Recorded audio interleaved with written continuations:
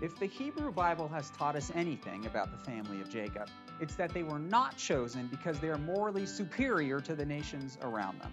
There are snake-like qualities in all of them.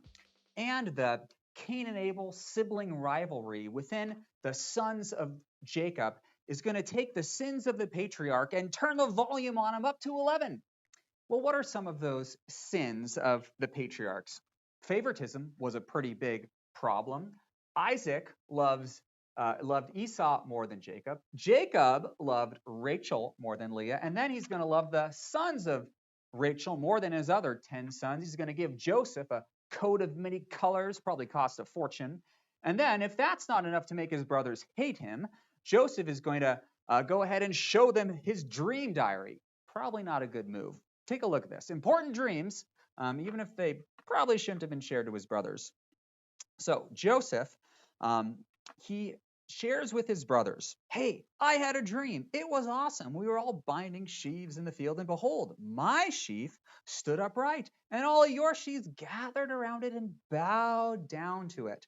And then his brothers responded, are you gonna reign over us, or will you indeed rule over us? Well, kind of, yeah, that's gonna happen. Just wait a few chapters.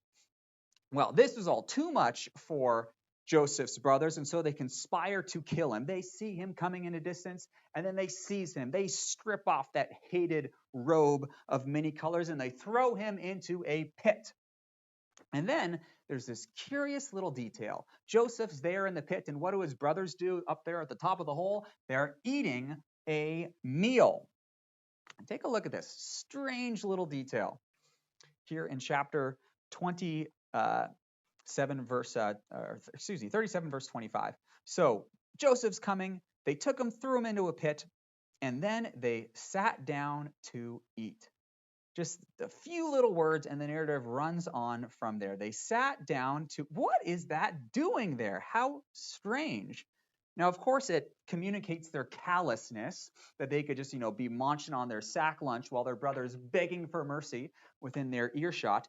However, I think that this little detail is activating, again, literary design patterns within the book of Genesis. So in the same way as Adam relinquished his role to be a king just for a bite of fruit, and Esau is going to despise his birthright for a bowl of soup, and then Isaac is going to give away the Eden blessing so that he can have some of the delicious food that his soul loves. So his brothers are going to resist God's ordained ruler over their own lunch. Isn't that funny? Well, that's not the only thing that the sons of Jacob learned from their ancestors. They learned a little trick about deception and clothing right from their father, from Jacob. Take a look at this. So how did Jacob obtain the blessing from Esau? Well, he used a little bit of deception involving clothing. According to, with the help from his mother, he put on the best clothes of Esau, and then he put skins on his arms because he's very smooth and Esau was very hairy. And in so doing, he deceived his father. Well, the sons of Jacob are going to use that same trick against their father by taking the clothes of Joseph, dipping them in a little bit of blood, and then bringing them to Jacob and saying, oh, we found this article of clothing out in the field. You don't think it could possibly be Joseph's, do you? I mean, I'm not sure. Why don't you identify it for me? God, can you imagine the nerve these guys have? And then Tamar, a few years later, she's going to turn that same trick on Judah, where because she was not given Judah's son in marriage, she dresses up as a prostitute and tricks him in that way. But we'll cover that story in a little bit more detail in a minute. Turning that trick back on Judah. Well, this trick forms the second of two conflict stories here in chapter 37. And these double stories, these couplets, are all over the Joseph narratives, and I think it forms the most compelling structure of this final section in the book of Genesis. And so the next section, we're going to have two back-to-back sexual temptation stories, Judah and Tamar. We just looked at that briefly. And then Joseph and the wife of Potiphar. And then next, Joseph is going to interpret two sets of two dreams. He's going to interpret the dream of the cupbearer and then the baker, and then two dreams of Pharaoh. And then Joseph's brothers are going to come down to Egypt 2 times in order to buy grain from him. And then there's this extended narrative about the family's migration to Goshen to live in Egypt. This is quite interesting. 2 times they're going to make a plan, and then they're going to execute that plan. And then they're going to make a plan to talk to Pharaoh, and then they're going to execute that plan and talk to Pharaoh. Twice, Jacob is going to bless his sons. First, Ephraim and Manasseh, whom he calls his sons, even though they're his grandsons. That's a little bit interesting. And then he blesses his 12 sons. And then finally, the book ends with the death of 2 patriarchs, Jacob and Joseph. But let's return to Joseph right now. So his story is told in 2 stages. We see first Joseph's humiliation. He goes down, and then his exaltation. So Joseph is going to initially go down to the pit, and then he's sold down to Egypt, and then he's put down into prison, which is also called a pit, by the way. However, the text is very clear that even in all these descents and humiliations of Joseph, God was with Joseph. Look at how this is emphasized in chapter 39. Chapter 39. Now, Joseph was brought down to Egypt, and he was sold as a slave to Potiphar. But the Lord was with Joseph, and he blessed the Egyptian for Joseph's sake. But then, thanks to the lies of Potiphar's wife, he's put into prison. However, the text makes clear twice that the Lord was with Joseph there in prison. And why is this? That's because Joseph is different from his ancestors.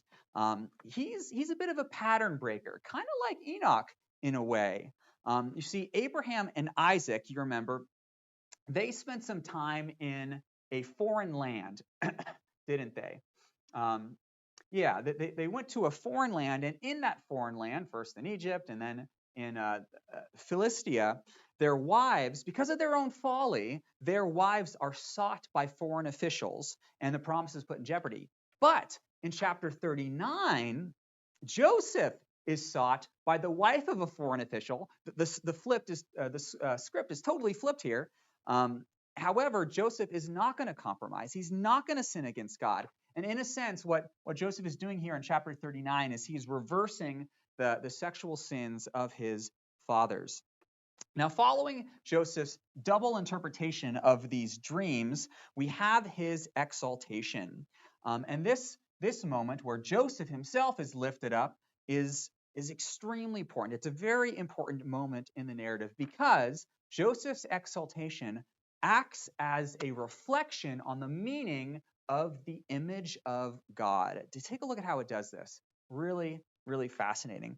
We're in the end of chapter 41 here, where Joseph just interpreted Pharaoh's dreams, and he laid out this game plan. All right, this is what you got to do, Pharaoh. You got to store up all of the grain in the first 7 years of plenty, and then during the 7 years of famine, you'll have enough to sell to all of those in need during those 7 years. And Pharaoh says, man, can we find anyone else who's as smart as this guy Joseph, in whom is the Spirit of God? The only person in the book of Genesis who is filled with the Spirit. Do you think that's important? Of course it is.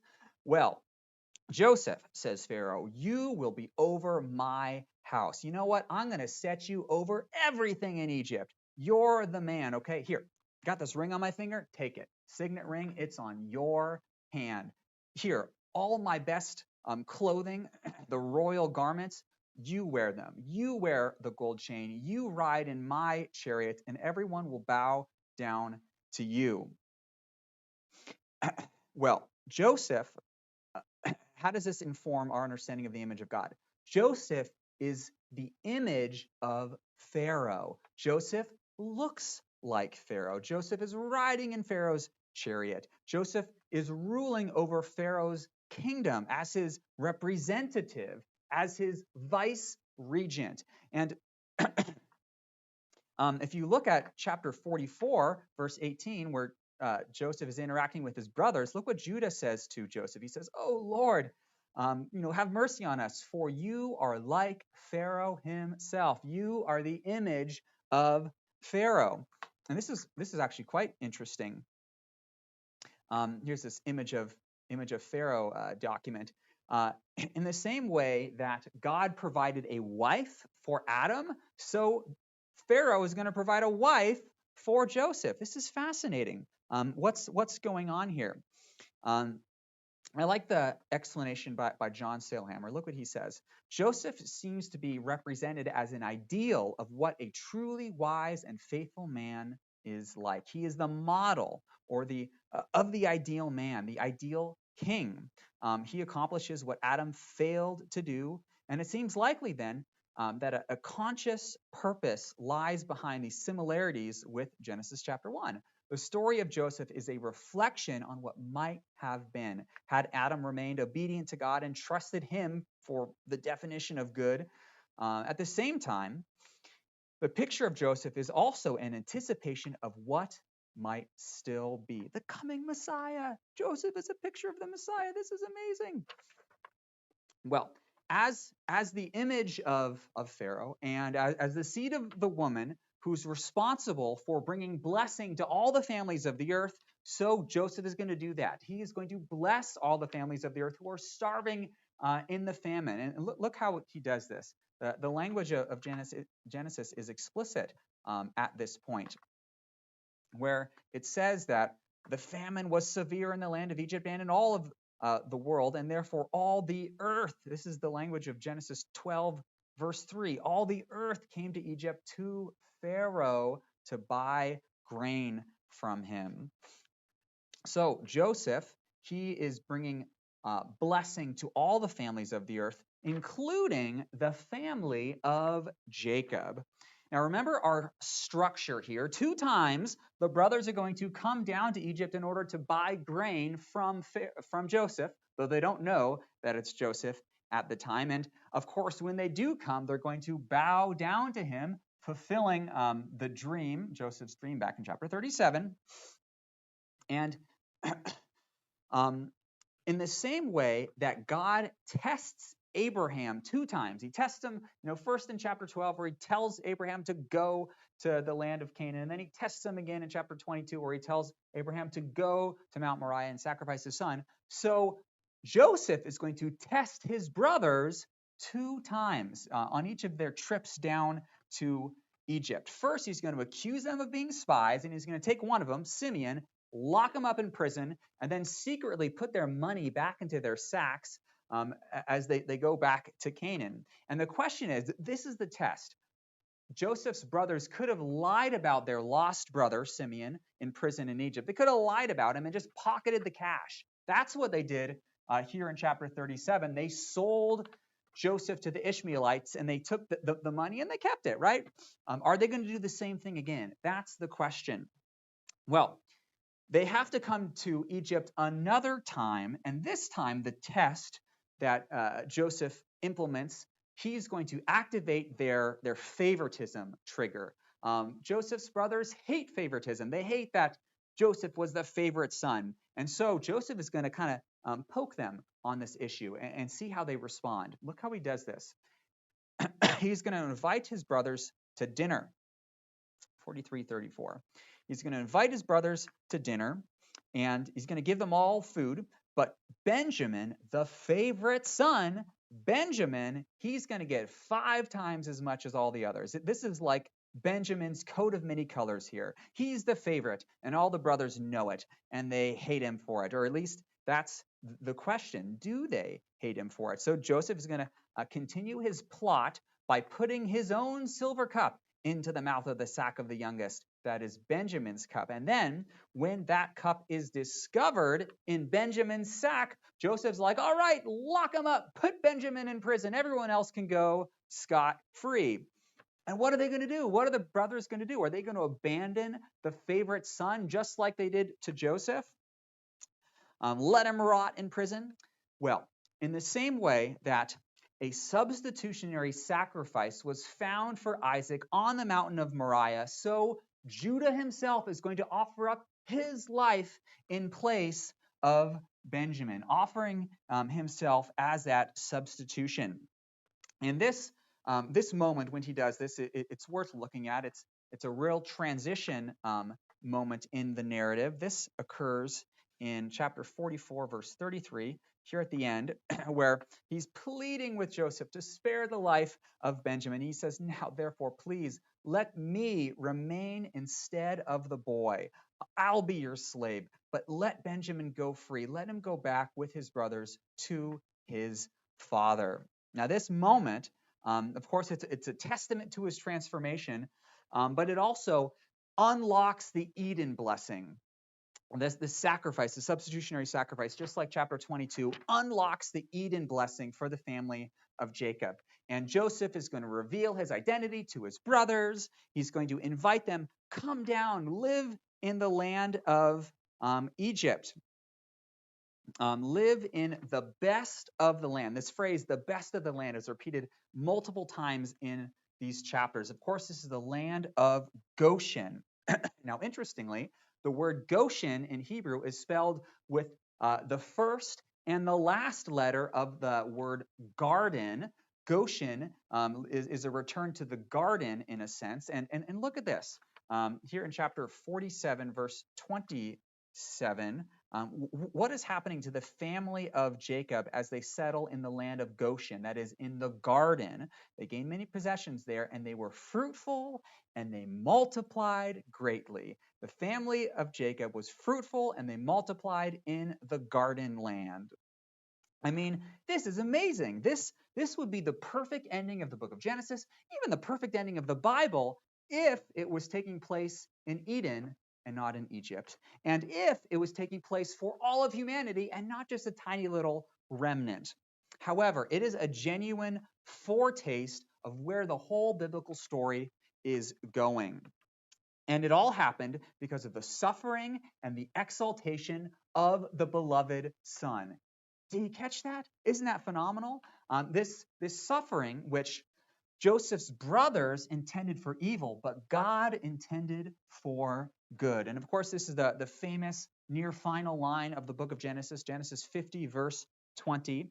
And it demonstrates God's commitment to use flawed individuals in order to restore the Eden blessing to the world, in order that many people may be kept alive. Just like Noah, he was a remnant in order to preserve life through the judgment and the decreation and the curse. So Joseph was raised up for the same purpose, in order that the family of Jacob and the world may live and not die. And take a look at that phrase and how it's repeated in these chapters. Live and not die.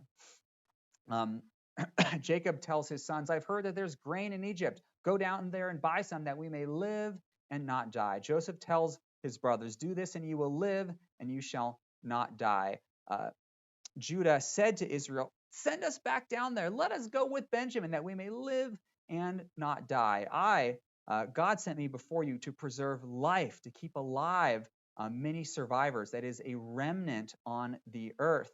Then the Egyptians tell Joseph, "Should we die before your eyes? Give us seed that we may live and not die." Joseph, then, he is the first model in the Bible of a suffering servant who is appointed to rule, and yet he descended into death on behalf of others, only to be exalted up from the pit to become a source of life for others. Isn't that phenomenal?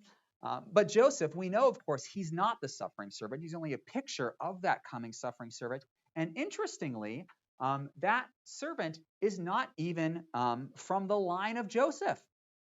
Isn't that strange? I mean, let's return to that chart of the firstborn. consistently, God is going to bypass the firstborn, and he's going to choose someone later in the birth order. Of course, it's not going to be Reuben for reasons revealed to us in chapter 35. I mean, Joseph, he's way down in the list. He would be a perfect pick. Why shouldn't we choose Joseph? And however, we all know that Joseph isn't the seed of the woman. Judah is. And why is that? Well, we're given many subtle clues here in these chapters 37 to 50 as to why that is, and we're given one massive obvious clue as well. But let's take a look at this phrase or this chart, which I'm calling the portrait of Joseph, is mapped onto the future coming seed of Judah. And of course, there's the obvious moment where Judah's role is highlighted when he offers himself as a substitutionary sacrifice in place of Benjamin. This is a critical moment, highlighting his role in the narrative. And then earlier, there's another significant moment where he is the one who saves Joseph's life when his brothers wanted to kill Joseph. Judah said, "Nah, let's just sell him into slavery. That's a better idea."